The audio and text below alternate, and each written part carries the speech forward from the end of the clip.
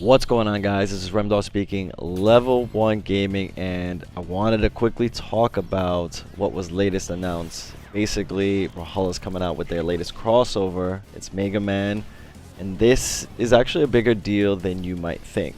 One is the fact that not only did they reveal it's going to be really just Mega Man in this set, he pretty much is breaking the game. Not really, but basically they had to change kind of the fundamentals to make him, which is going to change the game. Knowing that he had one blaster, and you could see from the tweet that I wrote on Sunday, so that's 2 days before he actually was revealed. Basically, he was either going to be a epic crossover, which would have been on a regular legend, not gun blasters, because of his unique nature of only having one blaster on the gun on his hand, or they were going to basically create all new sound effects, this whole new aesthetic for the fact that he does have one blaster, and making a mythic crossover on a blaster's legend, and the latter happened.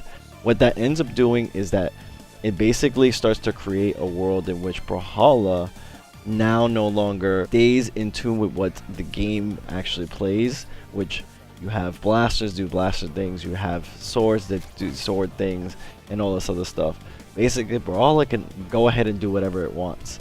And I think that was a big part of why, they basically started the whole Mythic quest to begin with SpongeBob back in BCX of last year. They showed it off. They obviously had to make a bunch of new custom stuff, but this also let them start this whole path in which they could start making custom sound effects, which you saw with the Star Wars crossover. The SpongeBob, he puts on a hat when he switched weapons. We wanted to see if they started to do more of that. And if you've seen from another earlier video that I had, basically crossovers in Brawlhalla are treated as the guinea pigs for what should be implemented in the entire game, period. So you start to see legends with these weird things. You start to see signatures have these interesting effects and stuff. So being that the Star Wars thing, Ahsoka has a different stance setup with katars, being that she's holding two little lightsabers, but they're actually guitars, and they switch up once you play with them.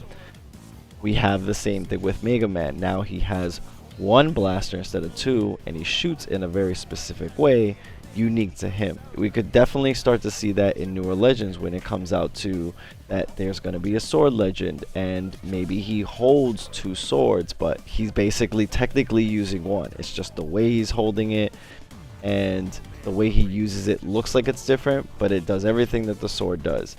So basically, there could be stance changes, kind of like 7, but in a whole different way.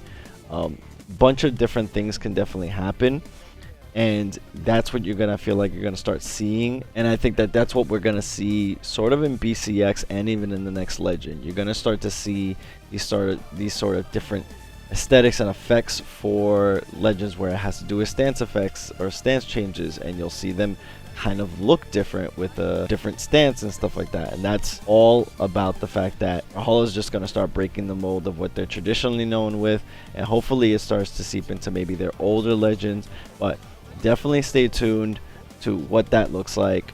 Mega Man's a lot bigger than you think. Whether you like him or not, whether you like what legend he's on, we're going to start to see potentially a lot more of these crossovers that do a lot more things that are not constrained to an actual legend, versus they're going to make an orb do whatever the heck it wants. They're going to make a great sword do whatever they want.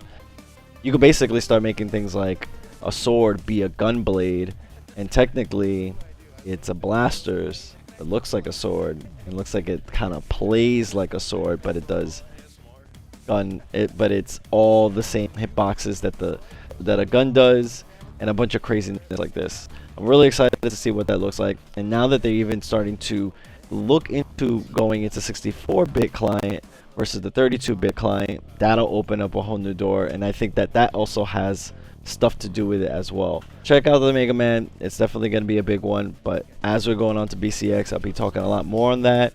Check out our streams where I do that, and definitely sub, like, let us know what you think. Until next time.